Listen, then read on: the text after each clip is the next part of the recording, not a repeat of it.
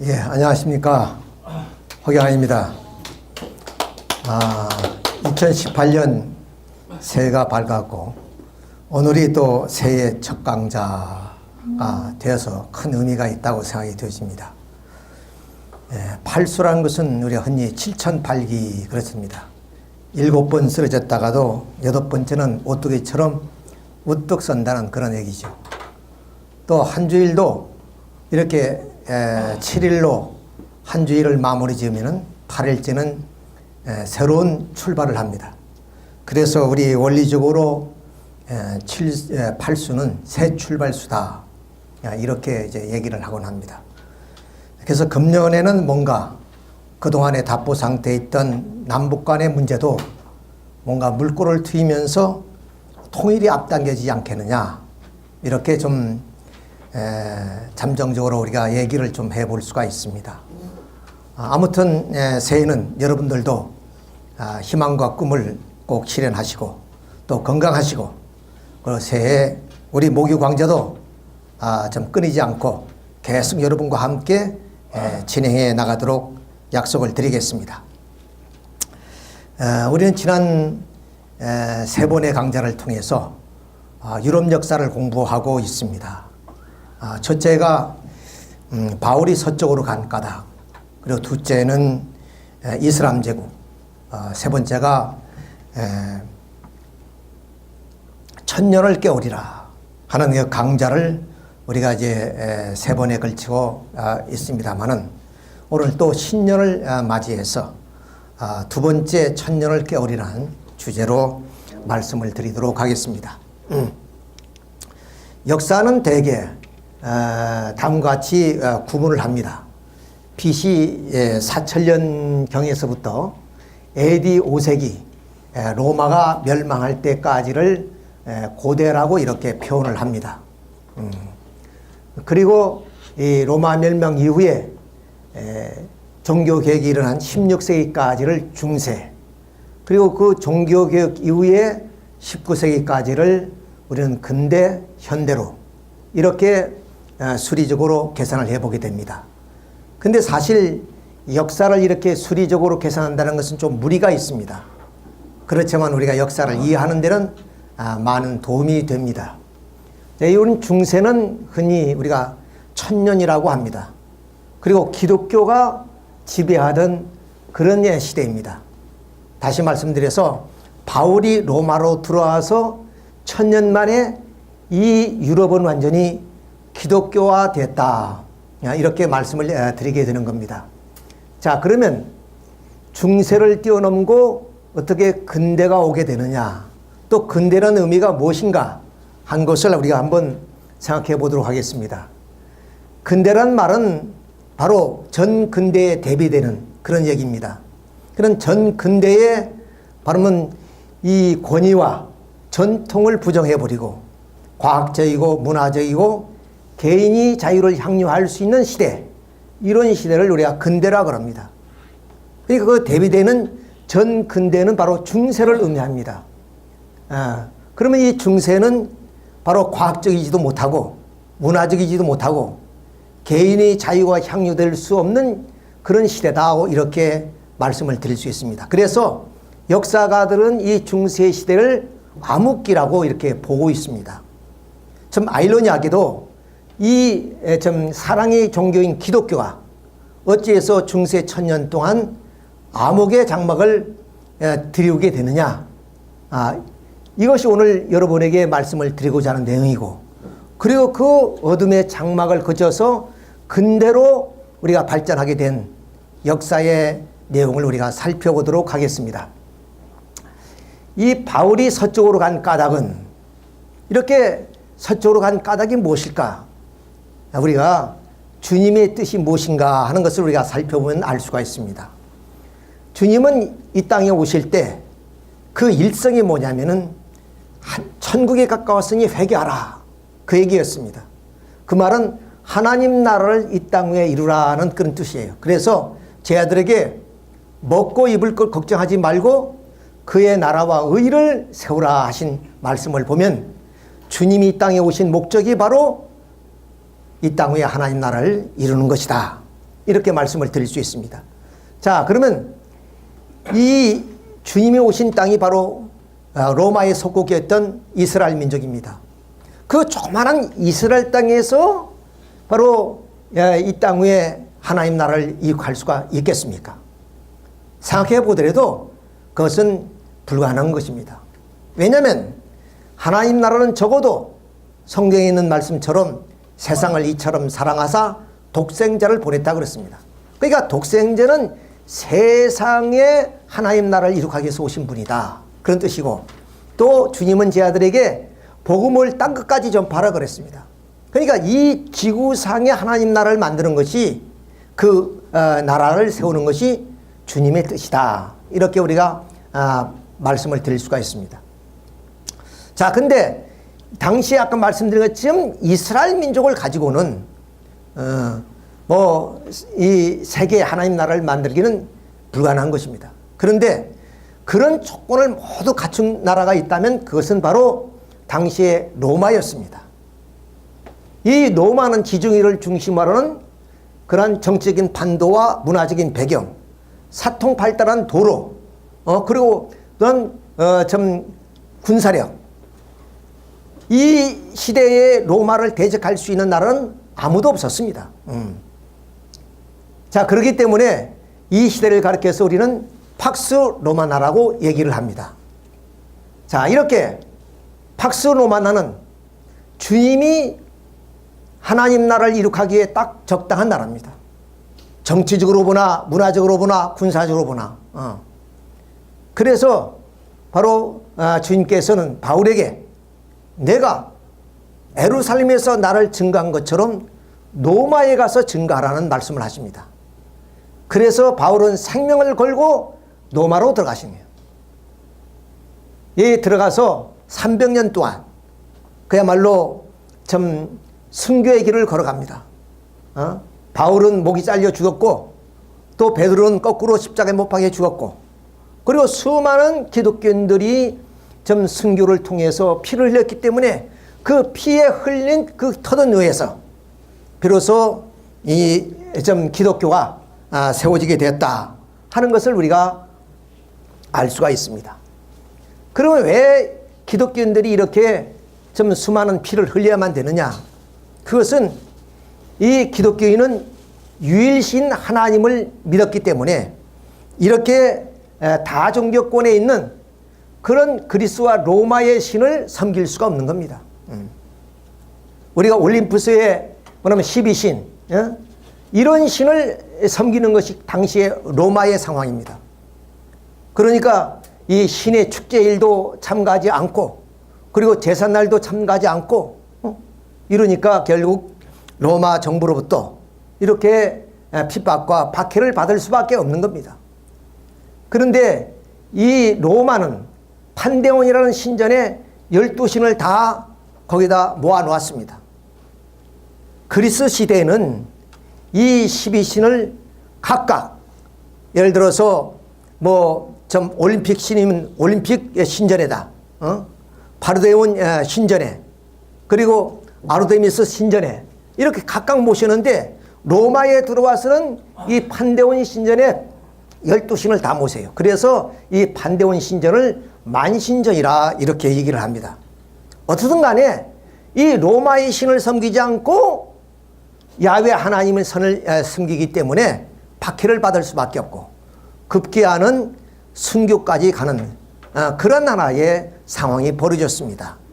자, 이 로마의 신에게 제사를 지내는데 제사불이 좀 활활 타오르다가 꺼졌다든가 이러면은 불운한 자가 있어서 그렇다, 그래서 기독교인을 잡아서 순교를 시켰던 거예요.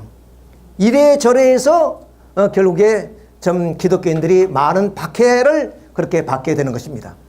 이런 박해 끝에 비로소 300년 만에 결국 자유를 얻습니다. 근데 우리는 이 역사 속에 밀라노 칙령이라는 것을 우리가 깊게 생각을 해봐야 합니다. 물론 인류 역사 속에는 그렇게 다루지는 않습니다만은 하나님이 섭리사로 봤을 때 이 밀라노 칙령은 역사를 바꾼 사건, 다시 말하면 이 고대 사회를 대변혁시킨 하나의 사건이라고 그렇게 말씀을 드려도 과언이 아닙니다. 왜 그러냐 말씀드린 것처럼 바로 이 지중해를 중심한 다신교인 신화의 세계에서 바로 이 밀라노 칙령을 통해서 결국 창조의 하나님, 이 창조의 세계로 발돋움했다는 사실입니다. 그러니까 다신교를 숭배하고 신화를 믿었던 그 시대 고대 사회를 바로 이렇게 뒤로 하고 이제는 창조주 하나님을 믿는 그런 시대로 돌아왔다는 거예요.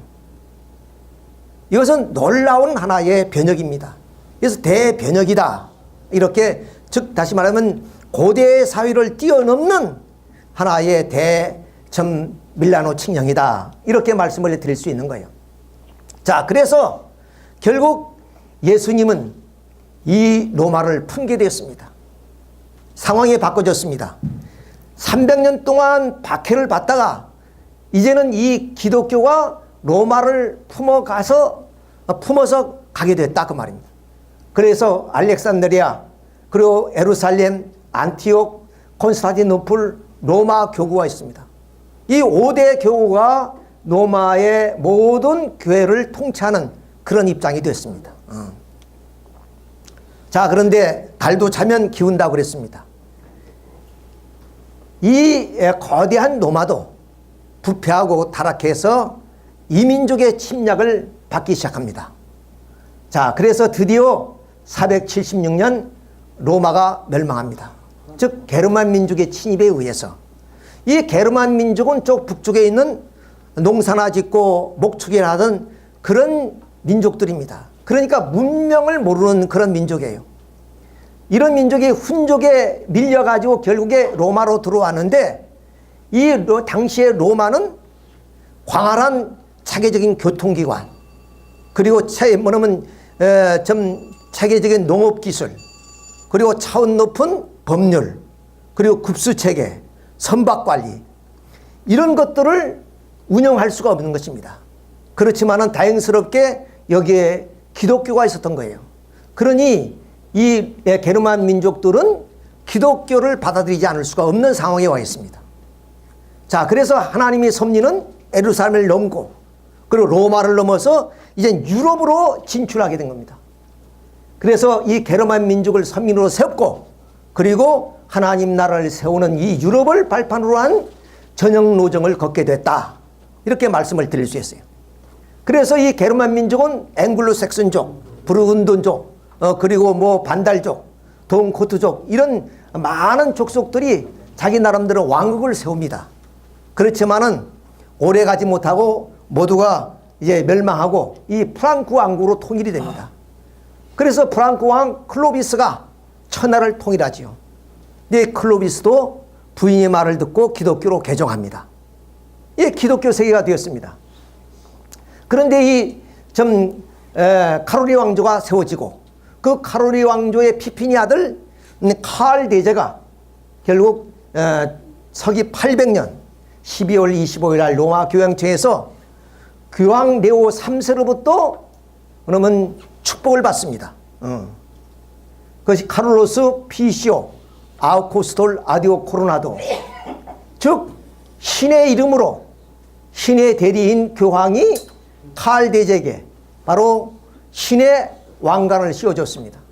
그러니까 칼 대제는 신을 대리해서 이 프랑크 왕국을 통치하는 왕이 된 거예요.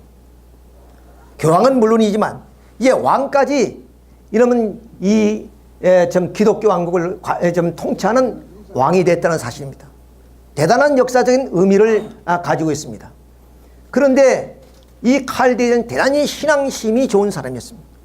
정벌 하는 곳마다 교회를 세우고 그 교회를 운영하기 위해서 교역자가 필요하기 때문에 궁정에다 학교를 만들었어요. 이거 궁정학교라고 그래요. 그래서 많은 수도사들을 데려다가 교육을 시켜서 교역자들을 배출합니다. 특히 칼 대제는 이 성 어거스틴의 신공론을 숭상했던 사람이기 때문에 바로 이 땅 위에 하나님 나라, 하나님의 도성을 세우자 했습니다. 그것이 바로 프랑크 왕국이고 유럽이었습니다. 이렇게 해서 결국에 1000년 만에 바로 이 유럽이 기독교화됩니다. 그래서 유럽은 바로 이 기독교라는 우산 아래에서 기독교 문화 속에서 살아가게 됐습니다. 전 유럽인들이 이것이 바로 바울이 로마로 올라서 1000년 만에 이러한 나라의 역사가 이루어졌다 하는 것을 알 수 있습니다. 자, 그러면 이렇게 칼 대제에게 신의 이름으로 신의 왕관을 씌워준 이유가 무엇이느냐? 그것은 유럽은 물론 세계가 하나님 나라를 이루어야 그런 통치자로서 신의 대신 통치자로서 이렇게 신의 축복을 내려주신 것입니다. 그러니까 결국 이 국왕은 이 하나님의 나라를 이루는데 중심적 아벨이 위치해 있습니다. 그러니까 가인적 입장에 있는 이 교황은 바로 이 국민과 더불어서 이 국왕을 축복해주고 그를 뭐냐면 국왕을 뜻을 이룰 수 있도록 협조해주면서 결국에 가인 입장에서 아벨에게 순종 굴복하는 그런 입장을 취해야 됩니다. 이것이 섭리의 중심적인 핵심적 내용입니다. 그러니까 이 교황은 가인적 입장에 서서 아벨적 입장에 있는 국왕을 축복해주고 국왕은 교황의 뜻을 받들어서 메시아 왕국을 이루어 나가야 된다는 것입니다. 그래서 이 유럽은 물론 세계는 그렇게 해서 이 땅 위에 하나님 나라를 이루어 나가는 것이에요. 그렇지만 결국에 이 교황이 교회의 어떤 권위와 세속적 권력을 가지고 세상을 치리하게 되었습니다. 다시 말씀드려서 이 교황과 국민이 가인적 입장에서 아벨적 입장에 있는 국왕을 뭐는 받들어서 국왕으로 하여금 이 하나님 나라를 이룩하는 그런 메시아 왕국을 이루어 나가야 되는데 거꾸로 결국에 이 교황이 무소부유의 그런 권력을 가지고 세상을 치리하는 권력자가 되어버렸다고. 그것이 1077년에 바로 이 간혹사 굴육사건이라는 하나의 역사 사건으로서 나타납니다. 간혹사 굴육사건이 일어나긴 동기는 바로 이 하인리 4세가 그리고리 7세에게 무릎을 꿇는 장면입니다. 서인권을 놓고 서로가 다투다가 결국 그리고리 7세가 하인리 4세를 폐위시킵니다. 그러니까 교황이 뭐냐면 세속적 권력까지 가지고 뭐냐면 세속적 권력자인 국왕을 폐위시켰다 그 말입니다. 그래서 용서를 받기 위해서 간혹사의 성까지 왔는데 문을 안 열어주니까 주일 낮밤으로 눈 오는 밤에 빌고 또 빕니다. 그래서 겨우 뭐냐면 용서를 비는 거죠. 이 장면입니다. 그래서 그리고리 7세는 지상에 누구도 교황을 다스릴 수가 없고 그럼 교황은 황제를 언제자리라도 뭐냐면 바꿀 수 있다. 그러니 이 교황은 종교의 권위와 세속적 권력을 가지고 세상을 치리하는 그런 입장까지 왔다. 그래서 성서는 누구나 읽으면 안 된다는 겁니다. 그게 우민화 정책이에요. 왜냐하면 중세 사람들이 뭔가 알면은 교회를 뭐냐면 비판하게 된다는 거죠. 그래서 성서는 오직 사제들만 읽어야 됩니다. 만약에 성서를 읽다가 걸리면은 재산 몰수, 감금 이렇게 벌어집니다. 자, 그래도 뭔가 교회에 대해서 비판을 하게 되면 종교 재판을 해야 됩니다. 종교 재판소를 만들었습니다. 사랑의 종교와 사랑으로 교화를 시키지 못하고 사랑으로 부모의 심정을 가지고 품지 못하고 이제는 뭐는 법을 가지고 세상을 다스리겠다 하는 종교 재판을 열었습니다. 뿐만 아니라 이런 고문을 하고 화형을 시키는 제도까지 만들었어요. 그러니 점점 이 기독교는 이 세상을 권력으로 지배하는, 사랑은 온데간데 없고 바로 권력으로 세상을 지배하는 그런 종교가 되어버리고 말았습니다. 그러다가 1517년 네오 10세에 의해서 이제는 죄까지 사해준다, 돈만 내면은. 이래서 면죄부까지 팔게 됐어요. 자, 이런 상황이 바로 중세 교회의 그런 입장이었습니다. 자, 이것이 타락한 중세 교회의 입장이에요. 자, 그래서 이 사람은 누구냐 하면은 마틴 루터입니다. 이 마틴 루터에 의해서 종교개혁이 벌어지는데 이 마틴 루터가 종교개혁을 일으키기 전 1516년에 이분은 신부이자 교수인데 로마를 방문했어요. 독일에 살기 때문에 로마로 내려가서 로마를 방문해 보니까 갔다 와서 얘기한 이 얘기입니다. 로마 교영청은 태폐에 물들어 있고 병독에 감염되어 있으며 상상조차 할 수 없을 정도로 음란하고 식도락을 즐기며 사기꾼 집단이고 권속의 눈이 어두워져 있고 하나님을 비방하는 모독과 혼돈으로 가득 차 있다. 그래서 옛 초대교회 시대보다 현재가 더욱 사도를 필요하고 있다. 참된 사도들이 필요하고 있다는 거예요. 이것이 바로 이 마틴 루터가 지금 로마 교황청을 보고 느낀 얘기입니다. 자, 이렇게 좀 화형이 자행이 되집니다. 고문을 하고요.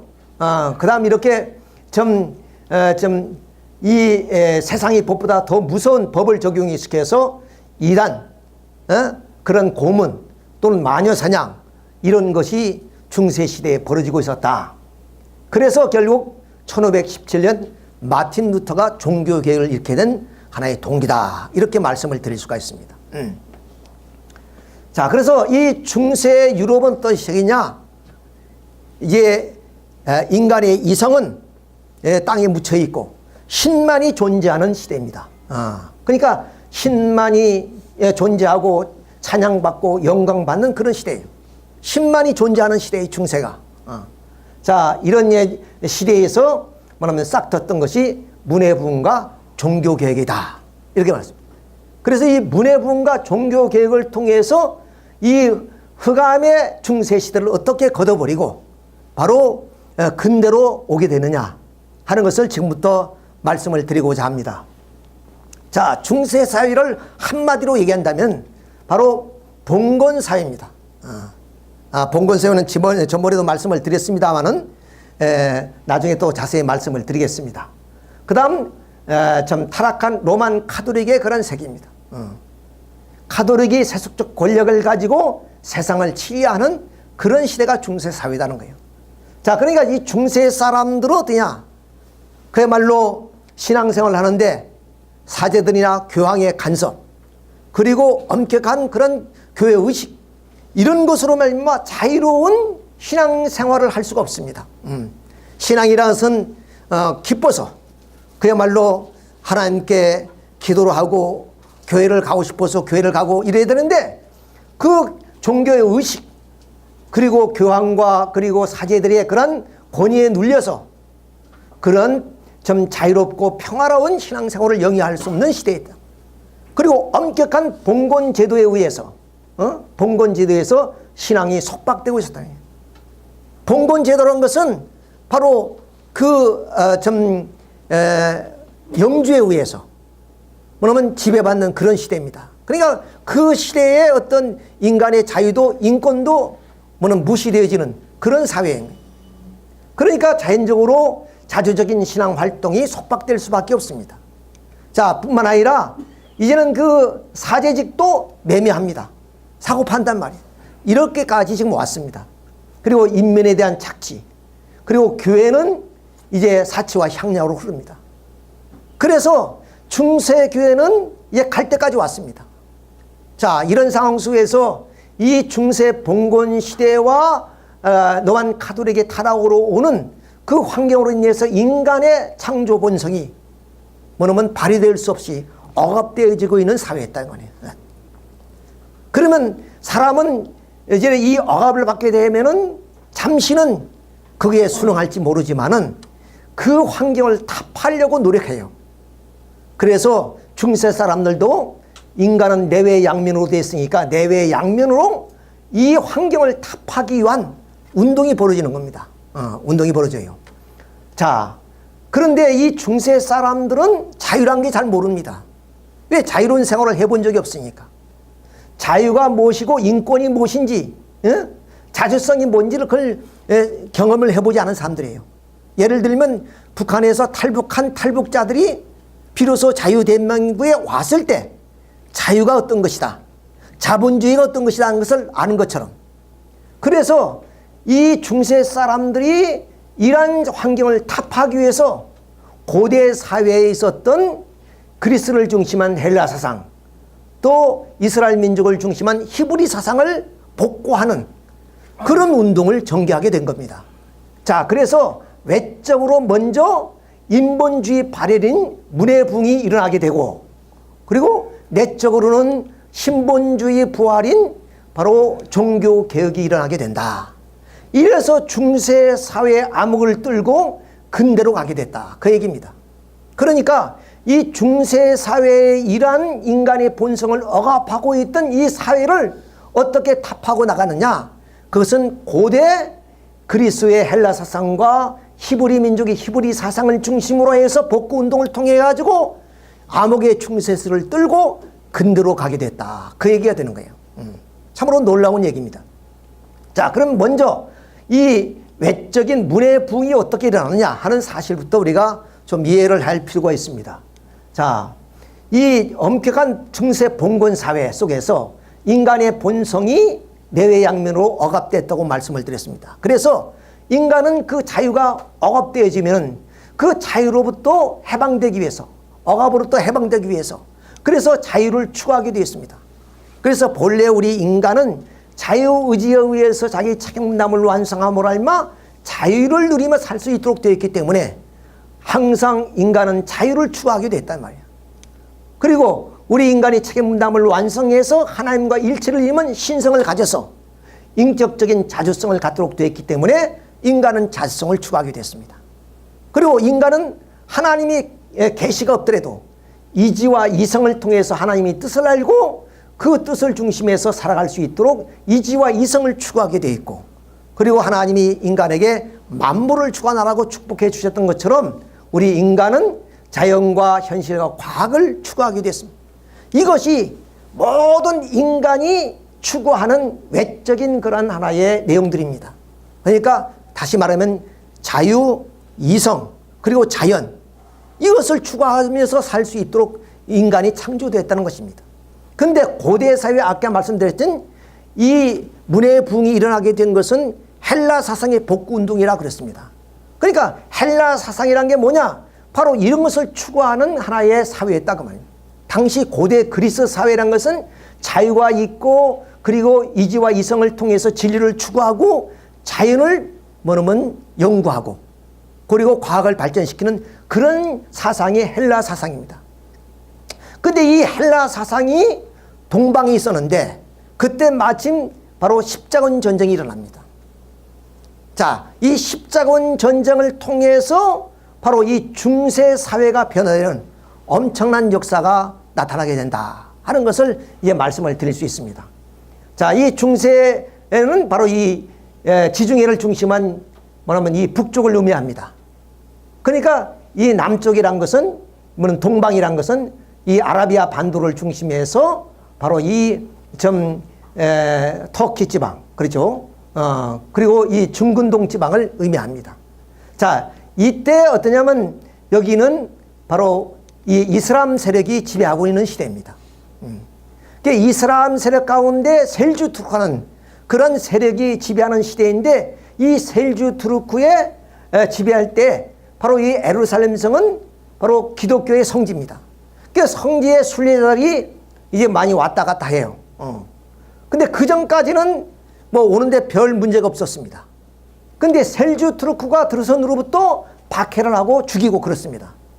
심지어는 여기가 비잔틴 제국인데 비잔틴 제국에서도 콘스탄티노플을 위협합니다.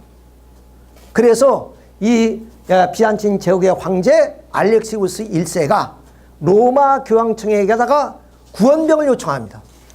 그래서 이 프랑스에서 크레몽 회의를 통해서 이 교황은 십자군을 형성하게 되죠. 자, 십자군을 형성합니다. 그래서 이루어진 것이 바로 십자군 전쟁입니다. 알라와 야훼 하나님의 전쟁, 그리고 십자가와 초생딸의 전쟁이었습니다. 이 전쟁이 얼마나? 약 200년 동안 지속되어진다. 200년 동안에 지속되어진다 하는 것을 말씀을 드릴 수 있습니다. 자, 말씀드렸지 예루살렘은 성지입니다. 자, 이 사진인데요. 근데 이 예루살렘의 성지는 이슬람, 기독교, 유대교의 모든 성지입니다.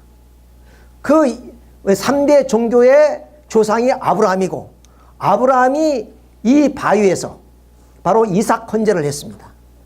특히 이스라엘의 그런 마음에 떠가 이 바위를 딛고 승천해서 알라신을 만났다는 거예요.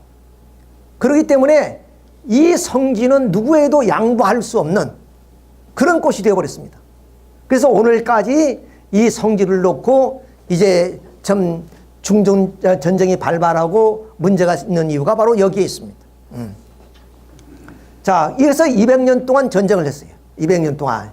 자, 이렇게 200년 동안 전쟁을 하는데 바로 여기서 십자군이 결성이 돼서 바로 1099년에 예루살렘에 도착합니다. 그래가지고 이 십자군이 그러면 그 예루살렘 성을 탄환하기 위해서 전쟁을 치르죠. 엄청난 전쟁을 치릅니다. 이렇게 끝내 결국 이 예루살렘을 탄환하게 됩니다. 십자군이. 이 십자군이 예루살렘을 탄환할 때 거기에는 유대인도 살았고 또 이슬람 사람들 사는 건 물론이었습니다. 근데 남녀노소를 가리지 않고 다 죽입니다. 처절하게 살생을 하고 그들은 예루살렘 성을 접수하게 되죠. 자, 그래서 약 한 100년 동안 예루살렘 왕국을 세웁니다. 이 기독교인들이 예루살렘을 탄원해가지고. 자, 그럼 그때 좀 동방에 바로 이슬람 세계에는 어떤 상황이냐 하는 것을 잠시 살펴보면 말씀드린 것처럼 이 세계는 바로 인간의 자유와 이성이 존중되고 자연을 숭상하는 그런 하나의 세계였어요. 반면에 중세 사회에는 기독교의 세계로서 흑암이 가려진, 즉 인간의 이성이 발휘될 수 없는 신만이 존재하는 세계였습니다. 전혀 다른 세계가 펼쳐지는 겁니다. 자, 그런데 십자군 전쟁을 통해서 많은 병사들이 여기에 왔고 예루살렘 왕국을 세워서 100년 동안 있다 보니까 이 세계에 대한 인간의 자유 그리고 이성, 자연과학들을 느끼게 되는 것이에요. 자, 그러면 어찌해서 이 이슬람 세계가 이러한 하나의 인본주의 사상이 깃들게 되느냐 하는 역사적인 내용을 우리가 한번 살펴볼 필요가 있어요. 자, 이제 그대로 좀 가서 이 헬름 제국이라는 제국이 있습니다. 근데 이 제국에 대해서는 잘 모르실 것이라서 그 앞서 페르시아 제국이 있어요. 페르시아 제국. 그 페르시아 제국을 무너뜨린 사람이 누구냐면은 이 마케도니아 왕자 알렉산더 왕입니다. 그 알렉산더 왕의 스승이 알리스토텔레스예요. 그래서 알렉산더 왕이 동방을 원정할 때 알리스토텔레스의 제자들이 많이 따라옵니다. 따라와서 그래서 이 동방의 그런 문화하고 그리고 이 헬라의 문명이 합쳐진 것을 우리는 그러면 헬레니즘 문명이다 이렇게 얘기합니다. 헬레니즘 문명이다. 그러니까 알렉산더 대왕이 이 동방을 원정하면서 이 헬라 문명이 같이 따라 들어왔는데 이 알렉산더 대왕이 10년 만에 죽어버려요. 그래서 그 유장들에 의해서 이 나라가 바꿔지는데 마케도니아 왕국, 시리아 왕국, 그러면 에집트 왕국으로 나눠집니다. 자, 근데 이 알렉산더 대왕이 그러면 좀 정벌하는 곳마다 도시를 세웠어요. 그걸 알렉산드리아 그럽니다. 알렉산더 대왕의 이름을 따서. 근데 에집트에 있는 알렉산드리아, 이 알렉산드리아는 다른 도시보다도 가장 발달한 도시예요. 무엇이? 바로 이 인문주의 문화가 발달한 곳입니다. 자, 그래서 알렉산드를 보게 되면 셀라피움 신전이 있었고요. 그 다음 130m 되는 그런 등대와 50km를 밝힐 수 있는 등대불이 있었습니다. 7대 불가 사이에 하나입니다. 당시에. 그러니까 이것은 그만큼 과학이 발전했다는 사실이에요. 자연과학이 발달했다는 것입니다.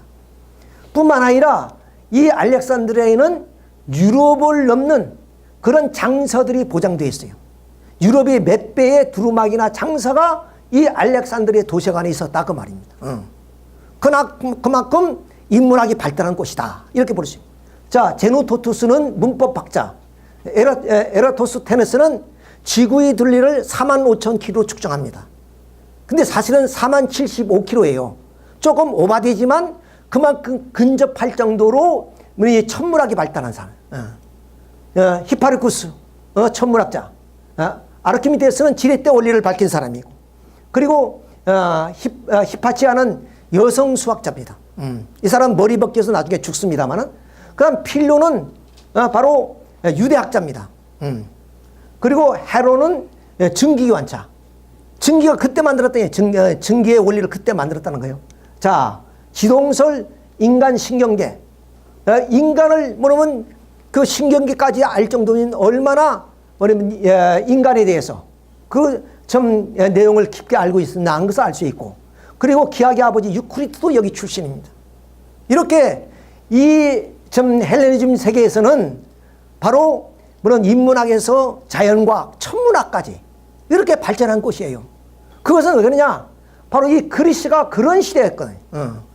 헬라 사상이란 게 그런 인본주의 사상이 싹 텄던 곳입니다. 찬란하게 그 문화가 꽃피었던 것이 바로 이 알렉산더 대왕에 의해서 동방으로 왔고, 동방에 와서 꽃을 피워서 알렉산드리아에 그러한 꽃을 피우게 된 거예요. 그런데 이 헬레니즘 제국이 로마에 망합니다. 그 로마가 기독교화되면서 이 알렉산드리아에 있던 인본주의는 이단 시대이질 거예요. 그래서 그들이 어디로 가느냐? 바로 헬레니즘 문화는 페르시아 사산왕조로 가요. 사산조 페르시아로 갑니다. 그 페르시아가 누구에게 망하면 이슬람에게 망해요. 그래서 그 모든 헬레니즘 문화는 이슬람으로 들어갔기 때문에 바로 이 아라비아 나이트 여러분 잘 아시죠? 이건 몇백 년을 거쳐서 쓴 거예요. 근데 이것이 페르시아에서부터 썼단 말이에요. 그래서 이 이슬람까지 이렇게 왔습니다. 그러면 1000가지 얘기가 들어있잖아요. 천일야화라 그러잖아요. 그렇죠? 자, 아라비아 숫자는 그 인도의 영의 개념을 받아들여서, 왜냐하면 이 사람들은 낙타 타고 무역을 했기 때문에, 그러면서 인도의 영의 개념을 받아들여서 아라비아 숫자를 만들었고 대수학을 만들었어요. 그렇기 때문에 이 아바스 왕조가 있었을 때 수도가 바그다드입니다. 바그다드의 도시를 만들 때 기하학적으로 만들었어요. 그만큼 이렇게 좀 인문학에서부터 천문학 그리고 자연과학이 발전했다, 이렇게 볼 수 있습니다. 자, 그래서 이 이슬람인은 알칼리 전부 다 이 이슬람이 용어들이요. 말씀드렸던 유크리트의 기하학, 지리, 천문, 인문, 자연과학, 지도책, 평균이란 이런 하나의 수로도 쓰게 됐습니다. 자, 여러분 제지기술자 여러 번 말씀드렸습니다만은 이 당나라의 제지기술자가 달라스 전쟁 때 포로고 잡혀 있는 그 기술자를 통해서 그러면 동방에서, 즉 중국에서 이슬람으로 제지기술이 온 거예요. 인쇄술, 화약, 나침반 다 동양에서 나온 거예요. 연금술, 왜냐면 이것은 비철금속을 가지고 금을 만든다는 거예요. 그건 불가능한 겁니다, 사실은. 금이란 건 만들어지는 것이 아니라 자연적으로 생성되는 거 아니에요? 그런데 이 연금술을 통해서 화학이 발전하는 겁니다. 그만큼 이 아시아 쪽에, 그럼 이 동방에는 이런 자연과학이 발전하고 있었다 하는 것을 우리가 알 수가 있어요. 자, 그래서 이 동방에 있는 인본주의가 유럽으로 들어가는 계기가 되었습니다. 누구들에 의해서? 십자군에 의해서. 다시 말씀드리면 이 당나라의 고선지 장군이 7만 병력을 이끌고 달라스에 와서 바로 이 아랍 군대하고 싸웁니다. 결국에 이제 지죠. 아까 말씀드린 것처럼 포로 가운데 제지기술자가 있어서 그 제지기술이 이슬람으로 넘어왔다고 말씀드렸어요. 당시의 고대 사회나 중세에서는 이런 통신과 교통이 없기 때문에 전쟁을 통해서 이방 문화가 들어오는 거예요. 그것처럼 바로 이 남쪽에서 어떤 그런 이슬람이 갖고 있던 이런 인본주의 사상이 이 십자군 전쟁이란 200년을 거친 전쟁을 통해서 유럽으로 흘러들어갔단 말이야. 유럽으로. 그러니까 유럽을 잠을 깨우는 거예요. 유럽을 잠을 깨우는 거예요. 여러분 이걸 한번 깊이 생각해 봐요. 3살 버릇이 8까지 간다 그랬습니다. 그러니까 지금 우리들은요, 우리의 인생관을 바꾸려면 못 바꿉니다. 이미 내가 그 가졌던 어떤 사고, 그 전통 문화 이런 것들이 뼛속 깊이 굳어져 있어요. 그러니까 못 바꿉니다. 근데 1000년 동안 유럽 사회가 신중심적 사회였단 말이에요. 그러니까 인간의 이성이나 인간의 그런 생각은 무시되어지는 사회예요. 그 1000년 동안 이렇게 그것이 전통화되어서 쌓이고 쌓여왔는데 어떻게 해서 이 흑암을 거둘 수 있겠냐고요. 그건 절대로 불가능한 거예요. 그래서 이 아시아 쪽에서, 이 동방에서부터 이런 인본주의가 들어가 버리며 서서히 몇백 년을 거쳐서 1000년 동안 쌓였던 그런 하나의 흑암을 거두기 시작하는 거예요. 그것이 르네상스입니다. 그러니까 르네상스가 어느 날 아침에 딱 생겨서 딱 이루어진 것이 아니라, 그야말로 참 시냇물이 졸졸 흐르다가 그것이 강물이 되고, 그리고 바다로 들어가서 대가 되듯이 조금씩 이 좀 중세로 들어가서 중세인들의 생각을 바꿔놓는 겁니다. 그런 역할을 한 것이 바로 이 십자군 전쟁의 그런 결과라고 말씀을 드릴 수가 있어요. 자, 이렇게 해서 중세 시대는 그런 좀 신중심적인 사회에 비했을 때 바로 이 이슬람 세계는 이성과 자유가 충만한 그런 사회였다. 자, 그런데 100년 동안 예루살렘 왕국을 세우는데 이슬람 세계에서 유명한 장군이 탄생합니다. 그 사람이 살라딘이라는 장군이에요. 이 살라딘 장군이 이제 다시는 그 예루살렘성을 수복해야 되겠다, 이렇게 먹어서 포위를 해서 결국 전쟁을 치릅니다. 그게 승리해요. 그 이제 그 이슬람 왕국의 황제가 나와서 항복을 합니다. 근데 역사가는 이 살라딘을 대단히 높게 평가합니다. 왜 그러냐? 이 기독교가 예루살렘성을 접수할 때는 남녀노소를 가리지 않고 다 죽였습니다. 그런데 살라딘은 한 사람도 안 죽였어요. 그들이 무사히 후퇴할 수 있도록 다 도와줬어요. 그래서 예루살렘성을 접수합니다. 그래서 역사가는 대단히 그에 좀 위대하게 논평을 하죠. 자, 이렇게 해서 이제 다시 예루살렘성이 이제 이슬람 것이 되어버렸어요. 자, 그러니 어떠냐? 다시 6번이나 이 십자군이 전쟁을 합니다. 전쟁을. 그러니까 이 200년 동안 왔다 갔다 하면서 물자도 왔다 갈 것이고, 동방에는 물자들이 또 들어가기도 하고, 이러면서 아까 말씀드렸던 이 좀 동방에는 인본주의가 유럽으로 흘러 들어가는 거죠. 그런데 이 유럽에서 가장 빨리 뭐냐면 이 문해북이라는 곳이 아니냐, 이것이 이태리입니다. 왜? 이 베네치아라는 곳에서 모든 선박이 출발했거든요. 그러니까 이 동방의 문물이 그쪽으로 많이 쏠립니다. 그러니까 뭐냐면 군대가 이쪽으로 파송될 뿐 아니라 동방의 모든 문물들이 이쪽으로 들어오는 거예요. 그래서 이태리를 중심으로 해서 피렌체, 그리고 밀라노, 그 로마, 이런 데가 좀 봉건 사회가 끝이 나고, 그 다음 새로운 이런 하나의 근대 국가가 형성되기 시작합니다. 여기서부터. 자, 이렇게 해서 십자군 전쟁 200년을 통해 가지고 이 좀 중동 아시아에 있었던 이런 인문주의가 바로 이 중세 사회인 유럽으로 흘러들어갔다. 이래서 잠자는 이 유럽을 깨우치게 됐다 하는 말씀을 여러분이 이해를 하셔야 돼요. 그게 하루아침이 된 것이 아니라. 그러니까 여기에는 어떠냐? 인간의 힘으로만은 불가능해요. 신의 개입이 됐다, 이렇게 우리가 볼 수가 있습니다. 이렇게. 자, 이렇게 해서 중세 사회가 깨어나는 그런 우리가 면을 볼 수 있습니다. 자, 그래서 십자군 전쟁을 통해서 동방에서 인본주의가 이제 즉 인간이 원하던 내용이죠. 그것이 흘러 들어와서 결국에 이 헬레니즘, 이 뭐냐면 과거에 뭐냐면 이성과 자유를 추구했던 그런 사상 복구 운동이 벌어지는 거예요. 중세 사회가. 그러니까 과거는 신만 믿고, 그리고 예배만 드리고, 신에 대한 얘기, 신을 찬양하는 그런 생활 속에서 이제 인간적인 얘기가 나눠지기 시작하는 거예요. 뭐 합법적으로는 안 되겠죠. 그야 몰래 지금 밤에서 잠을 자면서 이런 신화적인 얘기들, 즉 헬라 시대의 그런 어떤 그 좀 인본주의의 그런 내용들을 설명을 하는 거예요. 그 중에 하나가 뭐냐면 저 켈트족이 있습니다. 영국에 사는 켈트족. 영국이 원래는 이 유럽의 종족이 뭐냐면 로마인하고 켈트족만 살았어요. 로마인은 이태리 반도에 살았고, 지금의 프랑스, 독일, 이 유럽 전체는 켈트족이 살았습니다. 그러니까 로마가 북으로 올라가면서 이 켈트족은 영국으로 들어가 있어. 그래서 아일랜드, 그리고 스코틀랜드, 지금의 이제 그쪽에서 살고 있습니다만은, 이것은 브레이 하트라는 그런 그 영화의 한 장면의 배우입니다. 이 켈트족은 머리가 좀 빨갛습니다. 그런 빨간 피부를 가지고, 그런 하나의 족인데 이세 한 13세기에 잉글랜드하고 싸울 때 켈트족의 그런 전쟁 내용을 여기 담은 하나의 브레이하트라는 그런 전쟁입니다만은 자, 이 켈트족의 전설이 있어요. 카멜롯 전설이라 해서 자, 무슨 전설이냐면은 아서왕의 이야기입니다. 자, 카멜롯이라는 황금의 도시에 원탁의 기사들은 어떠냐? 상석이 없어요. 이 원탁에 둘러 앉습니다. 그러니까 높고 낮음이 없습니다. 그렇죠? 근데 중세 사회는 어떻습니까? 왕이 있고, 그 다음 사제가 있고, 제후들이 있고, 기사가 있고, 농민이 있고, 그리고 농노가 있습니다.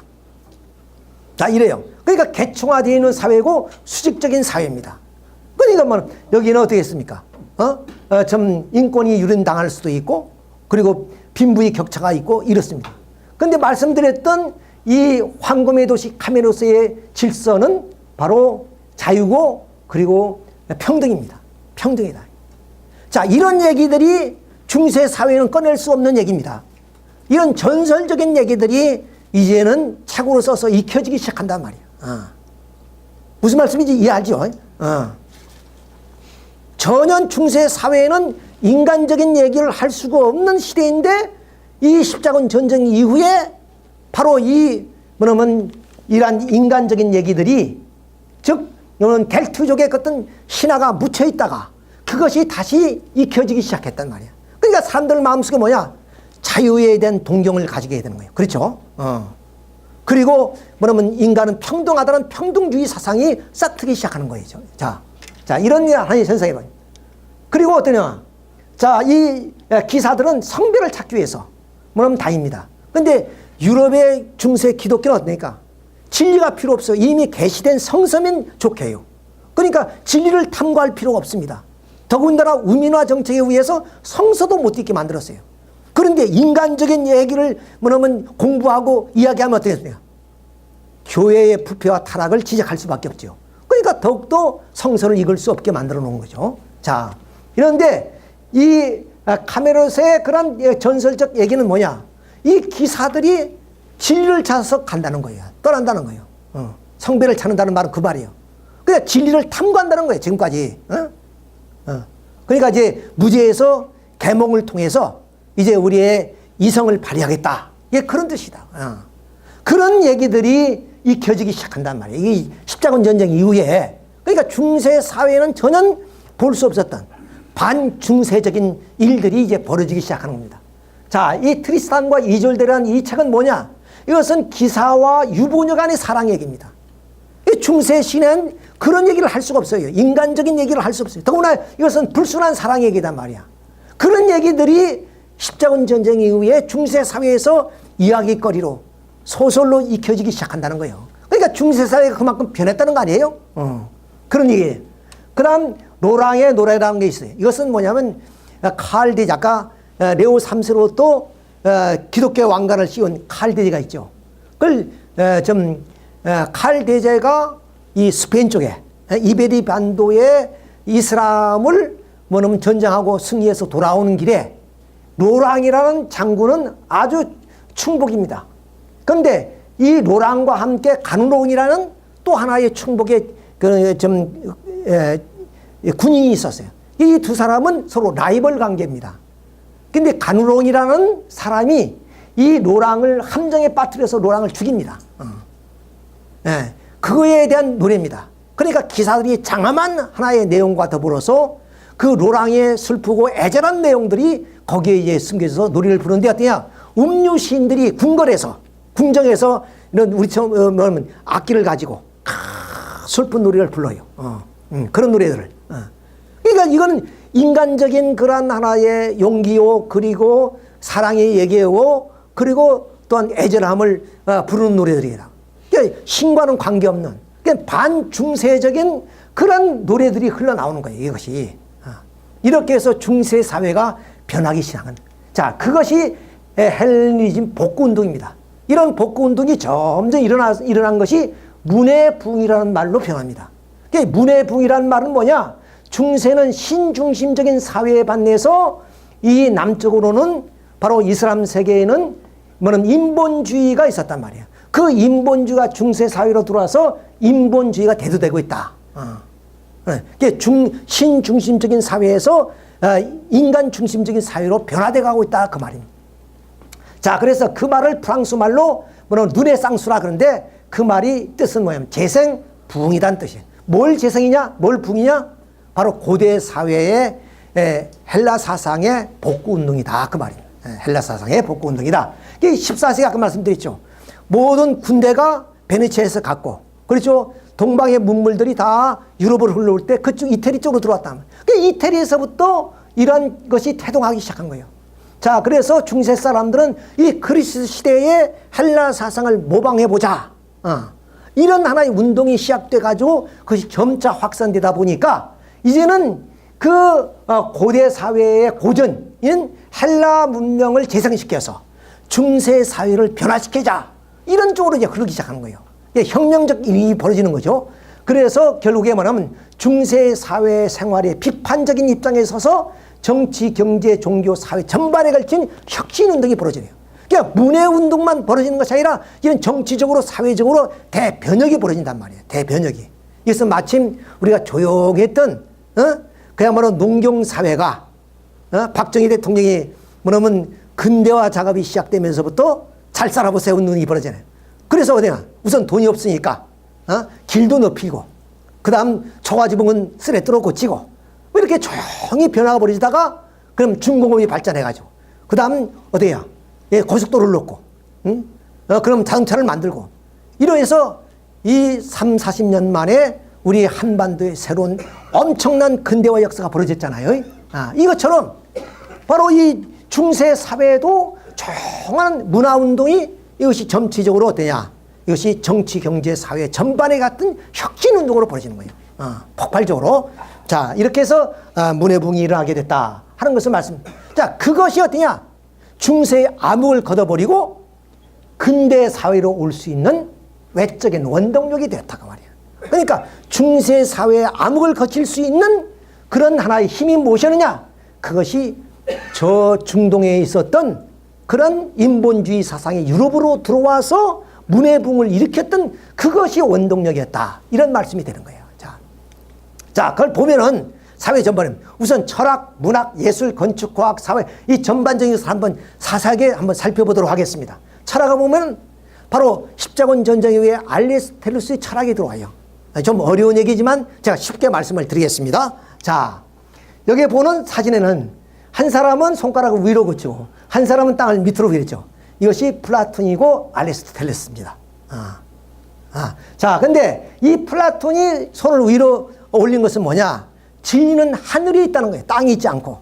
그래서 이분은 이원론을 주장합니다. 즉, 뭐냐면 이 땅은 천하고 물질적인 것이고 그리고 고귀하고 그리고 본질적인 세계는 하늘엔 이데아의 세계가 있다는 거예요.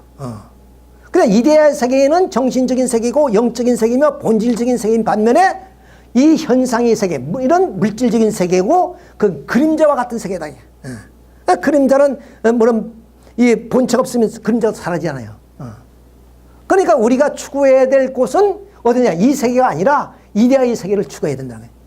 그러니까 어떻게 해서 자연적으로 이 현상의 세계가 뭐냐면 물질적인 세계고 그림자와 같은 세계니까 어디냐? 그 세계는 천한 세계예요. 그렇죠? 그 육신이 어때요? 천하고 우리의 정신, 우리의 영혼이 고귀하다 그 말입니다. 그건 어디 있어요? 중세 사람들은 천하고 비천한 물질이나 육신을 뭐냐면 천대하고 고귀한 우리의 영혼을 위해서 기도를 하고 수도자가 생기는 겁니다. 그래서 수도자들은 현실을 도피하는 거죠. 부모 형제를 다 버리고 어떤 사람은 나무 위에서 이 평생을 산 수도자도 있어. 그리고 수도원에 들어가서 수도원은 바깥 문이 없습니다. 오직 하늘만을 향해서 기도하는 거예요. 자기 영혼을 위해서. 그러니까 육신적인 삶은 뭐냐면 천한 삶이라고 생각했던 거예요. 이것이 중세 스콜라 철학입니다. 그러니까 이 스콜라적이라는 것은 학교라는 뜻인데 이 철학의 기반을 통해서 중세 사회의 신학이 세워진 게 되는 거예요. 이 사상체계가 세워졌다고 말이죠. 그럼 이 사상체계는 어디냐? 그리스의 플라톤 사상과 아리스토텔레스의 사상이 들어온 거예요. 근데 초기의 스콜라 철학의 초기는 플라톤의 이원론에 의해서 이데아의 세계와 현상의 세계로 나누어서 현상의 세계는 천하고 비천한 세계이기 때문에 가치적으로 봤을 때 이데아의 세계로 가야 된다는 거예요. 그러니까 우리는 참된 인간의 삶을 살기 위해서는 이 물질을 버려야 되는 거예요. 물질을 천시해야 되는 거예요. 그러니까 수도자들이 모든 현실을 등지고 수도원으로 들어가야 되는 거예요. 이것이 바로 초기의 그런 관계입니다. 그런데 중세, 중기, 결국 아까 말씀드렸던 십자군 전쟁 이후에 나타나는 사상이 뭐냐? 동방으로부터 아리스토텔레스 사상이 들어왔어요. 아까 말씀드렸죠. 알렉산더 대왕과 함께 그의 제자들이 동방으로 진출했다 그랬습니다. 예. 그 아리스토텔레스의 사상이 뭐냐? 이론론입니다. 예. 바로 현상 속에 형상이 있다는 거예요. 그 말은 무슨 말이야? 이 사물 자체 속에 진리가 있다는 거예요. 그러니까 사물 자체는 어때야? 질서가 있고 조화가 있고 다양성이 있다는 거예요. 그러니까 우리가 뭘 하늘에서 찾을 필요가 없다는 거예요. 현실에 충실히 살면은 그 속에 우리의 삶에 진실이 있고 참이 있다는 거예요. 이러다 보니까 어때요?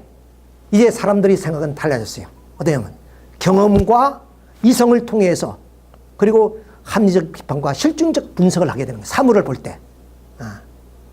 그러면서 그 사물을 우리가 인식하는 그런 단계가 이제는 달라졌단 말이에요. 이래서 나온 철학이 뭐냐? 그것이 경험론과 합리로 인한 철학이 나와요. 이건 좀 어렵지만은 아무튼 세상이 변해버린 거예요. 세상이. 왜냐하면 철학이나 사상이란 것은 모든 삶의 틀입니다. 이게 틀이. 그 틀이 이제는 바꿔지기 시작했다고 말이죠.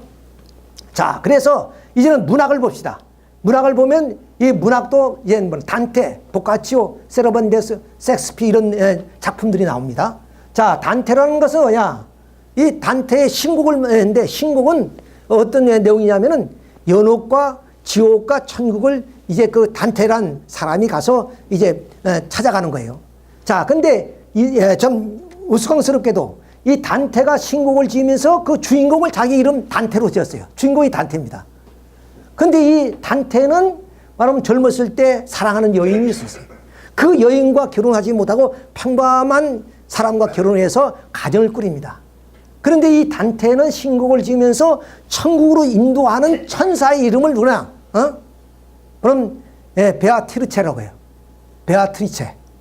그 베아트리체가 누구냐? 천사의 이름인데 베아트리체가 자기가 젊었을 때 사랑했던 여인이에요. 결혼을 하지 못하고. 그러니까 이 신곡은 신앙과 그리고 불순한 사랑이 혼재되어 있는 그런 하나의 작품입니다. 중세 사회에 나올 수 없는 그런 하나의 작품이 이렇게 이태리에서 나온 거예요. 이게 변화죠. 보카치오는 어때야? 세르반테스, 보카치오는 흑사병이라는 전염병이 왔어요. 그래서 7명의 처녀와 3사람의 남자와 함께 전염병을 피해가지고 어느 정원에 가서 하루에 한 번씩 이야기를 합니다. 그러니까 한 사람이 하나씩 하루에 10가지가 나와요. 그러니까 이제 100번이나 100일 동안 그 얘기를 하는 거예요. 100일 동안 얘기하는 거예요.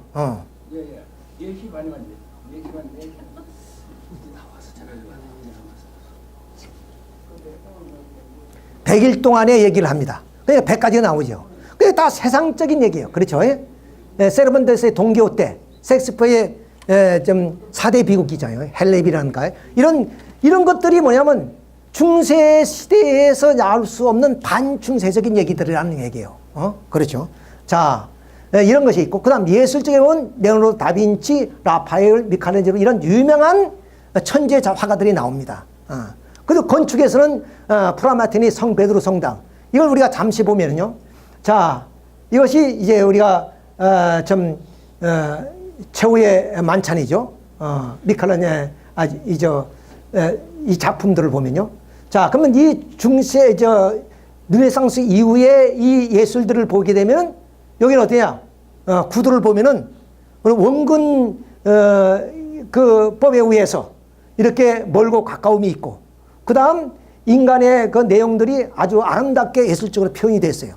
그리고 이제 최후의 만찬도 보면은 원근법에 의해서 이제 멀고 가까움이 있잖아요. 그러니까 이렇게 가까운 구도가 조화가 이루어졌단 말이에요. 근데 이 르네상스가 일어나기 전에 예수를 보면 됩니까? 인간의 그런 육체적 모습, 그 외형적 모습은 별로 가치가 없어요. 결국 이 신의 뭐는 이 빛나는 광채, 영광, 이것만을 듭니다. 그러니까 거의 이 중세시대 그림을 보면 이 신의 영광을 위해서 이렇게 얼굴을 중심으로 해서 이런 원이 그려져 있습니다. 이렇게. 자, 그렇죠. 자, 여기는 어떤 조화가 없어요. 왜냐면 요 그림을 그리게 되면 앞에 사람이 크고 원래는 뒤에 사람이 작아야 돼요. 이것이 조화를 이루는 건데 이거 역원근법이라 그래요. 뒤에 사람이 오히려 커요. 그리고 이러한 그 인간의 모습보다는 신의 모습, 그리고 신의 영광을 위해서 이렇게 드러난 그런 화법. 그러니까 당시의 화가들은 어떤 입장이냐? 바로 신앙과 교리의 틀 속에서 자기의 개성이 발휘되고 창조성이 발휘되는 것이 아니라 신의 찬양을 위해서 그려질 뿐입니다. 그러니까 이 시대는 유명한 화가가 안 나옵니다. 절대로. 그 이후에 르네상스 이후에 화가들이 뭐냐면 이런 천재 화가들이 나오는 거죠. 왜? 원근법에 의해서 조화가 이루어지는 그런 그림들이 나오게 되는 거예요. 자, 그래서 뭐냐면 이제는 신의 그런 모습뿐만 아니라 인간의 모습을 당당하게 그려내는 겁니다. 이렇게. 이래서 결국에 이 르네상스 이후에 천재 화가들이 나오고 예술가들이 나오는 이유가 바로 여기에 있습니다. 이것을 우리가 볼 수가 있고, 그 다음 이 교회당도 보면은 이것을 고디식이라고 그래요. 하늘을 향한 그런 내용이죠. 그러니까 중세 사람들은 세상보다는 하늘을 더 숭상하면서 오직 믿음만을 앞세운, 그러니까 이 교회당의 건축도 하늘을 향하는 모습으로 그려지는 거예요. 이것이 고딕 양식입니다. 전부 다. 이렇게 독일의 좀 쾌른 대성당도 이렇고. 근데 이 르네상스 시대 이후부터는 돼야 세상과 더불어 세상을 보는 눈으로 이렇게 건물이 져죠. 자, 이렇게 이것은 베드로 대성당입니다만은 대성당의 모습도 이런 모습으로 나타납니다. 그러니까 확연하게 중세 시대와 르네상스 이후에 뭐냐면 예술이나 건축이 전부 다 달라지는 것을 보습니다. 그리고 문학도 달라지는 이런 것을 우리가 환하게 바라볼 수 있는 이유가 뭐냐? 그만큼 중세 사회가 신중심적인 사회에서 예술, 종교, 그리고 뭐냐면 정치, 사회 모든 것이 변하고 있다. 이렇게 말씀을 드릴 수가 있는 거예요. 자, 그럼 과학 쪽에서 보면 코페르니쿠스의 지동설, 그래서 갈릴레오가 다시 그걸 주장합니다. 그렇지만 재판정에서 나올 때 안 하겠다고 약속을 내놓고 그래도 지구는 돈다고 그런 얘기를 하죠. 왜 그랬을까요? 그때 교황청에서 그것을 모를 리가 없었습니다. 이미 알았습니다. 왜? 코페르니쿠스가 주장한 이후에 뭐냐면 갈릴레오가 또 주장했거든요. 그것은 뭐냐면 중세는 신중심적인 사회라고 말씀드렸습니다. 그러면 그 신은 어디입니까? 하나님이 대리자가 바로 로마 교황청이 있습니다. 그러니까 로마 교황이 이 우주의 중심이에요. 그러니까 모든 행성들은 뭐냐면 교황청을 중심에서 돌아야지. 그렇잖아요. 그런데 교황청이 태양을 중심에서 돈다? 그럼 말도 안 되는 소리예요. 그렇잖아요. 그러면 교회의 권위가 땅에 떨어지잖아요. 신의 권위가 땅에 떨어진단 말이야. 신은 무소부유하고 절대적이기 때문에 신의 대리인 교회가, 교황청이 모든 우주의 행성들이 이 교황청을 중심에서 돌아야지. 그러잖아요. 교황청이 뭐냐면 태양을 중심에 돈다. 그러니까 이 갈릴레오의 주장을 받아들일 수가 없었던 거예요. 그렇잖아요. 자, 이런 내용들을 우리가 볼 수 있습니다. 그래서 사회적으로는 보카치오, 에라스무스, 토마스 모의 유토피아 등 이런 중세 사회에 볼 수 없는 반중세적인 그런 문학, 예술, 건축, 과학, 사회의 변화가 벌어집니다. 이것이 바로 문해붕의 운동입니다. 물론 이 문해붕인데 말씀드린 것처럼 하루아침에 이루어지고 몇백 년을 거쳐서 이렇게 좀 중세 사회가 변해진다. 어쨌든 간에 이런 동방으로부터의 인본주의가 들어와서 중세 사회의 변화를 시키는데 사실은 십자군 전쟁에 패했잖아요. 십자군 전쟁에 패해버렸습니다. 자, 그럼 십자군 전쟁을 200년 동안 치르다 보면 되니까 그때는 중세 봉건 사회니까 봉건 영주들이 다 전비를 담당해야 돼요. 그리고 이 봉건 영주를 다스리던 기사들이 가서 전쟁을 했습니다. 그러니까 200년 동안에 기사들이 많이 죽었어요. 그리고 전비를 대들하고 이 영주들이 부도날 입장이 됐어요. 그리고 이제 화약이 발달했잖아요. 그러니까 화약이 발달하니까 이 성이 무슨 필요가 있겠어요? 대포를 한번 쏴버리면 성이 끝나버려요. 그게 중세 사회가 몰락하는 거예요. 중세 사회가 없어지는 건데, 유럽 사회가. 그러니까 내적으로는 그런 어떤 운동이, 이런 중세 사회의 변화. 그러다 보니까 돼요. 교황은 십자군을 보낼 때 십자군에 참가한 사람은 죄도 사해진다. 많은 특혜를 주었어요. 그런데 십자군이 패하고 나니까 이제는 교황의 말이 먹혀 들어가지 않지요. 그래서 교황의 권위가 위신이 추락합니다. 이렇게 추락해요.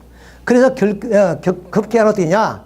교황청이 로마에서 남불 아비뇽으로 옮깁니다. 교황들이 그쪽으로 가요. 이제 국왕 밑에 들어오게 되는 거죠. 자, 그래서 이 클레멘스 5세에서부터 그레고리 11세에 이르기까지 약 70년 동안 남불 아비뇽에서 이 교황들이 7교황들이 거기서 보내요. 이것이 남불 아비뇽의 교황청이었습니다. 옛날에. 자, 여기서 70년 동안 살아요. 70년. 이걸 역사에서는 교황 아비뇽 유수 사건이다. 이렇게 역사에는 얘기를 하고 있습니다. 자, 그래서 이제 종교 개혁이 이제는 어떠냐? 물론 문해붕이 들어와서 중세 사회의 자유가 이제는 운동이 벌어지고 있잖아요. 그러니까 자유를 이제 누리게 되었단 말이에요. 그 자유운동이 교회까지 들어가기 시작하는 거예요. 교회까지도. 교황의 권위와 그리고 엄격한 종교의식을 가졌던 이 교회도 이제는 비판의 대상이 되고, 자유가 수수히 들어간단 말이에요. 자, 그래서 이제, 아까 말씀드렸던 면죄부, 레오 10세의 면죄부 판매 사건이 도화선이 됩니다. 자, 면죄부 판매가 어떻게 이루어지고 있느냐면, 그렇게 선전합니다. 여러분 부모들이 이 세상에 살 때 여러분을 낳아주고 키워주고 여러분이 돌아갈 때는 여러분들에게 유산을 남겨주었습니다. 근데 여러분의 부모들이 지금 연옥에 가 있습니다. 여러분이 동전소리 하나 땡글 하는 때마다 여러분의 부모가 연옥에서 해방이 되어집니다. 자, 그 소리를 듣고 누가 헌금 안 할 사람이 어디 있어요? 응? 부모님이 나를 키워줬고 사랑해줬고 유산까지 물려줬는데 그 돈 몇 푼만 아끼지 않고 투자하면은 부모님이 연옥에서 해방된다는데 그 말을 누가 안 믿을 사람 누가 있겠어요?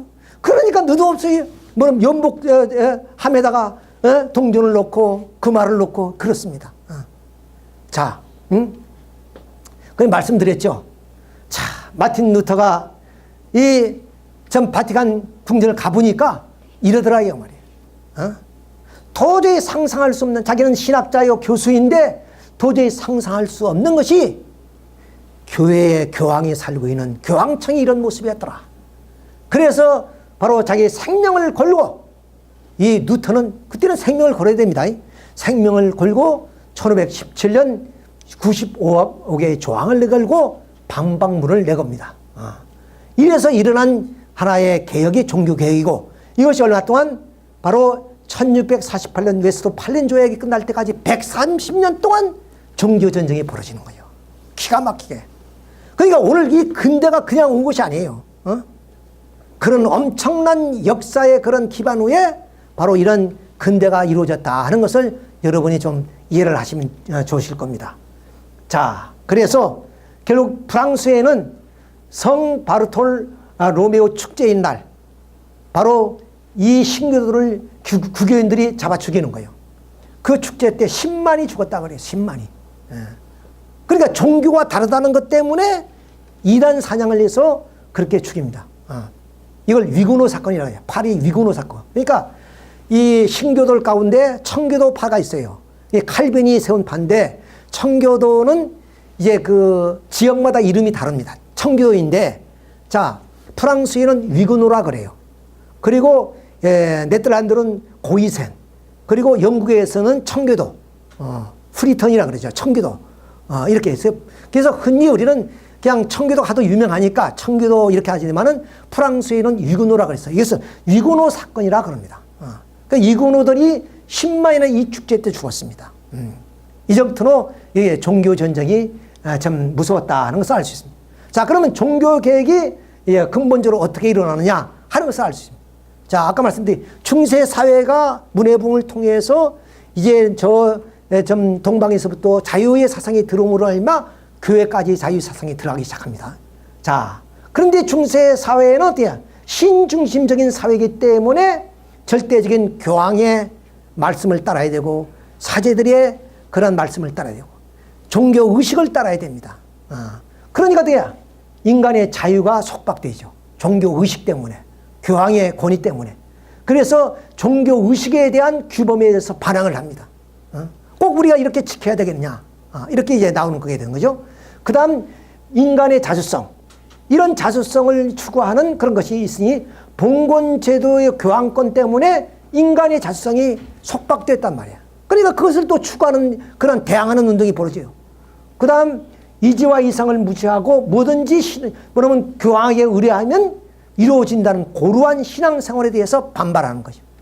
그 다음 자연과 과학과 현실을 무시하고 금욕적이고 타계적이고 금욕적 신앙 태도에 대해서 배격하는 운동이 벌어집니다. 이건 한마디로 말해서 결국 교황권에 대해서 결국 뭐냐면 대항하는, 반항하는 운동이에요. 자, 그러니까 이 중세 사람들은요, 이러한 의식과 그리고 또한 억압과 그리고 봉건의 그 엄격한 규율 속에서 우리는 벗어나야 된다. 초대교를 보자. 초대교가 얼마나 자유분방했느냐. 서로 떡을 떼면서 서로 사랑을 나누었지 않느냐. 그런 종교로 우리 가야 된다. 이런 초대교회 뭐냐면 운동이 벌어지기 시작한 거예요. 교회가 자유가 들어가니까.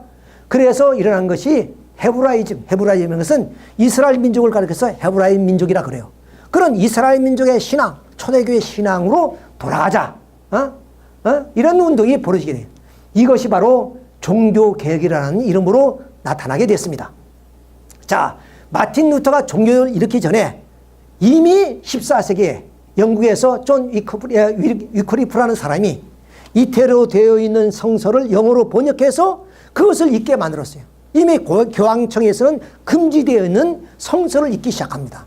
그러니까 우미나 정책을 폈던 중세 사회에서 이제 눈을 뜨기 시작하는 거예요. 조금씩 사람들이 눈을 뜨기 시작합니다. 자, 그런 이 종교 개혁 운동으로 얼마 이 위클리프는 뭐냐면 이제 중세 교회에서 이제는 물러나게 됩니다. 그때 당시에 중세 사회는 모두가 종교의 세계이기 때문에 이 종교의 지위에서 박탈됐다. 이것은 사형 선고나 마찬가지입니다. 그러니까 시민권이 박탈된 거나 마찬가지예요. 어디 가서 자기 행사를 할 수가 없는 거예요. 그런 사형 선고와 같은 그런 영향입니다. 얀 후스라는 사람은 화형을 당합니다. 종교 개혁을 했다고 해서. 에라스무스, 이런 모든 사람들의 그런 개혁 운동에 의해서 1517년 마틴 루터가 결국에 종교 개혁의 기치를 들어 올리고, 그 다음 스위스의 주빈글로, 그리고 프랑스의 칼빈 등에 의해서 종교의 횃불은 두 높이 돌려지는 거예요. 유럽 전체의 종교 개혁이 이제는 불을 붙게 됩니다. 이런 상황 속에서 아까 말씀드렸던 그런 프랑스에서의 위그노 사건, 그래서 10만 명이 죽이는 그런 엄청난 사건들이 벌어지게 됐다. 이것이 당시에 이 중세 사회로 근대로 넘어가는 과정이라는 것을 우리가 알았습니다. 그래서 유럽 전역에 종교의 대변혁이 벌어지는데 이것이 뭐냐면 1648년 결국에 웨스트팔렌 조약에 의해서 그 전쟁이 끝이 납니다. 그래서 북군은 신교, 그러니까 독일이나 프랑스나 이런 쪽으로는 이제 신교를 믿게 되고, 그리고 이태리, 스페인 이런 남쪽에는 구교로 정착이 되어집니다. 자, 그러면 이제 인류 사회는 어떠냐? 이런 중세 사회의 대변혁.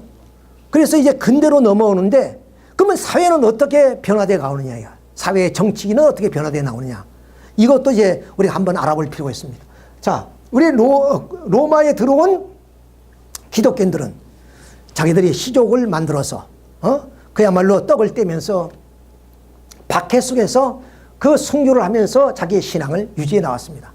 그러다가 313년 밀라노 칙령에 의해서 자유를 얻게 되었어요. 자, 그러다 보니까 이제 폭발적으로 기독교인들이 늘어나게 되잖아요. 그러면 이제 이 밀라노 칙령이 이제 서론에 말씀을 드렸으면 대단한 뭐냐면 고대 사회를 뛰어넘는 그런 대변혁의 사건이었다고 말씀드렸습니다. 그럼 이 변혁의 사건을 통해서 뭘 하고자 하느냐? 바울이 서쪽으로 간 것은 하나님 나라를 이룩하기 위한 것입니다. 그러니까 하나님 나라를 위해서는 이 봉건 체제보다 더 큰 국가 체제를 만들어야 돼요. 국가를 만들어야 돼요. 왜? 봉건이란 것은 어느 한 영역에 그런 국한되어 있기 때문에 힘이 없잖아요. 국가에 비했을 때. 그러니까 최소한도 우리의 자유와 평화를 이루기 위해서는 지방자치단체에서 뭐 부산이면 부산 그 곳만 우리가 자유를 확보할 수는 없잖아요. 이 나라가 온전할 때 지방도 뭐는 온전할 수 있는 거예요. 그러니까 최소한도의 인간의 어떤 평화와 자유를 뭐냐면 지키기 위해서는 국가라는 어떤 존립이 필요한 겁니다. 그것처럼 이 중세 사회에서도야 그럼 이 봉건 사회가 필요한 것이 아니라 뭐냐면 국가가 필요한 거예요. 국가가. 그런데 말씀드렸던 것은 이 교황과 국왕이 하나가 되지 못하니까 결국 이 프랑크 왕국을 중심으로서 유럽에 하나님 나라를 세우려던 그것이 좌절되는 거예요. 그래서 교황이 타락으로 말미암아 이런 이 유럽 사회가 쪼각쪼각한 겁니다. 그러니까 국가 체제가 아니라 왕은 있지만 왕이 허수아비예요. 전부 다 지방의 제후들이 권력을 가지고 있어요. 사병을 가지고 있죠. 재판권을 가지고 있죠. 이런 하나의 봉건 체제가 자리를 잡게 됐다. 그것이 1000년 동안 그렇게 됩니다. 자, 이렇게 봉건 체제가 무너지다가 이루어지다가 말씀드렸던 십자군 전쟁을 통해서 문해붕이 일어나고 계몽교를 거치면서 이 봉건 사회가 이제 무너지죠. 봉건 사회가 무너지다 보니까 봉건 사회의 기득권을 가졌던 제후들, 이 제후들이 그대로 손해보려고 하잖아요. 중앙으로 몰려들어서 어디야? 중앙에서 민족 단위로 국가를 세웁니다. 국가를 세워요. 그래야 자기 기득권을 유지해요. 그러니까 왕을 세워놓고 그 밑에 제후라는 작을 얻어가지고 예를 들어서 백작이다, 공작이다 이런 좀 자기의 어떤 지위를 가지고 누리려고 그런단 말이에요. 봉건 사회처럼. 자, 이렇게 해서 지방 주권적인 절대 왕권이 세워져요. 그래서 왕권 신수설에 의해서, 즉 짐은 국가다 하는 왕권 신수설에 의해서 결국 절대 군주 사회가 이루어집니다. 우리 조선 사회 같은 그런 하나의 국가가 아니에요. 절대. 왜? 왕은, 군주는 신에만의 책임이 있고 백성한테 책임이 없다는 거예요. 그러니까 신은 군주는 신의 대리자로서 뭐냐면 절대 권력을 누릴 수 있다는 겁니다. 이런 절대 권력을 누렸던 그런 시대, 이런 시대를 우리가 절대 군주 사회라고 부릅니다. 이 절대 군주 사회가 벌어지니까 됩니까? 이제는 하나님 나라를 이루는데 더 멀어지는 거예요. 그렇잖아요. 더 멀어진단 말이에요. 더 멀어져. 더 멀어지는 거예요. 자, 이래서 일어난 운동이 무엇이냐면은 프랑스 혁명, 그리고 명예혁명, 미국의 독립선언입니다. 이래서 절대 왕조를 무너뜨리고 이제는 민주주의, 사회주의가 나오게 되는 거예요. 이렇게 해서 민주주의가 탄생했다는 것을 여러분 아셔야 돼요. 프랑스 혁명이 일어나고 명예혁명이 일어나고 이런 독립운동을 통해서 절대 왕조를 무너뜨리고 영국이나 프랑스나 미국의 새로운 민주국가가 등장하게 되는 이유가 여기에 있다는 것을 우리가 알 수 있습니다. 자, 그러면 이제 결과적으로 오늘의 사회는 민주화 공산이라는 하나의 좀 체제로 귀결이 되는데, 자, 그것이 이루어지게 된 이유가 뭐냐면은 이미 문해붕과 종교를 통해서 사상의 자유와 종교의 자유가 생기셨습니다. 그러니까 종교는 분열이 생기고 사상에는 어쩌면 이론적 싸움이 생기게 됩니다. 자연적으로 이게 두 개로 나눠지게 돼요. 그래서 우리 원리에서 말하는 가인과 아벨의 입장, 이것 다시 말하면 이 몸을 중심으로 하는 그런 하나의 입장, 마음을 더 중심으로 하는 그런 입장으로 이렇게 나눠지게 된다는 거예요. 자, 그래서 이런 하나의 가인과 아벨의 입장에서 아벨 인생관, 가인 인생관, 이걸 다시 말씀드리면 아벨 인생관은 보라 정신적이고 영적으로 그런 가치적인 그런 윤리적인 삶을 최고의 가치관으로 세우는 그런 인생관이라면, 가인형 인생관은 물질을 중심으로 하는 하나의 인생관을 의미합니다. 자, 이렇게 해서 세워진 하나의 세계, 이 세계에도 사회가 그런 구조로 갈 수밖에 없어요. 그래서 그런 구조로 정치, 경제, 사회가 나누어지는 것이 민주화 공산이에요. 그러니까 이 민주는 바로 아벨형의 민주주의고 공산은 가인형의 민주주의입니다. 똑같은 민주주의인데 하나는 가인형이고 아벨형이다. 자, 왜? 민주나 공산은 절대 군주 사회를 타도로 해서 나타났습니다. 왜? 민주주의를 위해서. 그런데 하나는 그럼 가인형 민주주의로서 공산 세계로 달하고 하나는 아벨형 민주주의로서 민주주의가 개동하게 됐다 하는 말씀을 먼저 드릴 수 있어요. 자, 그래서 가인형 민주주의, 즉 공산 세계는 어떻게 해서 나오게 되느냐 하는 것을 우리가 살펴볼 필요 있습니다. 자, 가인형 인생관에 의해서 어디냐? 프랑스형 1789년 프랑스의 대혁명이 벌어집니다. 그 혁명을 일으켰던 주동자들이 누구냐면은 이런 무신론과 유물론에 흘러간 계몽사상가들에 의해서 결국에 오면 이 프랑스 사회에 지금도 봉건적인 잔재가 남아있다는 거예요. 그래서 이 잔재를 그럼 제거해야 된다. 이런 운동이 이제 싹트기 시작합니다. 그래서 일어난 하나의 운동이 프랑스 대혁명인데 이런 절대주의 사회를 뭐냐면 봉건적 지배 계급을 타파함으로 알마 제3계급의 자유와 평등을 위해서 인권선언을 통해서 바로 프랑스 혁명이 완성됩니다. 자, 그런데 이 혁명을 일으켰던 그런 주동자들이 이미 말씀드린 것처럼 디드로 달랑베르 같은 사람들이 다 무신론자예요. 유물론자입니다. 신을 부정하는 사람들이다 말이야. 자, 그리고 그렇게 되어서 만들어진 프랑스 혁명의 이 국가는 어떤 쪽으로 가느냐? 개성의 자유보다는 그러면 이게 전체주의, 국가주의의 중심주의로 간단 말이야. 그러니까 독재체제로 가는 거죠. 자코베바의 독재건조, 로베스 피에르의 공포정치, 또 나폴레옹 등장. 이런 하나의 이제 군주사회, 뭐냐면 독재정치가 나오는 거예요. 독재정치가. 절대 군주를 무너뜨리고 프랑스에서 혁명을 일으켰지만 다시 이런 하나의 무신론자 그리고 유물론자들이 의해서 만들어진 이 프랑스가 이제는 어떠냐? 전체주의로 흘러버렸단 말이야. 전체주의로. 그래서 어떠냐? 여기서 가인형 인생관을 통해서 계몽사상을 앞세워서 결국에 프랑스 혁명을 일으키는데 그것이 가인형 민주주의였고 그것이 뭐냐면 독일의 헤겔이라는 철학자인데 헤겔에는 두 파가 있었어요. 제자들이. 좌파, 우파가 있는데 좌파가 어디냐면 바로 무신론자, 유물론자들이에요. 이런 좌파에서 바로 여기서 좀 독일의 마르크스 그리고 러시아의 레닌이 나와서 이런 공산주의 사회를 만들게 됐다 그 말이에요. 그러니까 결국에 절대 군주 사회를 무너뜨려서 이 땅 위에 민주사회가 올 것이라고 기대했는데 뭐냐면 혁명을 일으켰던 사람들이 이런 유물론자, 무신론자에 의해서 이루어지다 보니까 개인의 자유보다는 전체주의로 흘렀고 그 전체주의로 그것을 다시 타도해 나가다 보니까 어떻게 되냐? 그것이 공산주의로 흘러버렸다. 이것이 가인형 민주주의라는 제도입니다. 그러면 아벨형 민주주의는 어떻게 나오느냐? 바로 뭐냐면 이 영국에서 독실한 기독교인들이 뭐냐면 이 영국 정부로부터 탄압을 받으니까 신앙의 자유를 찾기 위해서 청교인들이 1648년 메이플라워를 타고 결국에 돼야 미국으로 건너갑니다. 미국으로 건너가요. 자, 미국에 건너가서 결국 미국을 건국하는데 영국에서 어떠냐? 이 뭐냐면 크루멜, 즉 이 청교도 전쟁을 통해서 크루멜이 정권을 잡았지만 크루멜이 죽어버려요.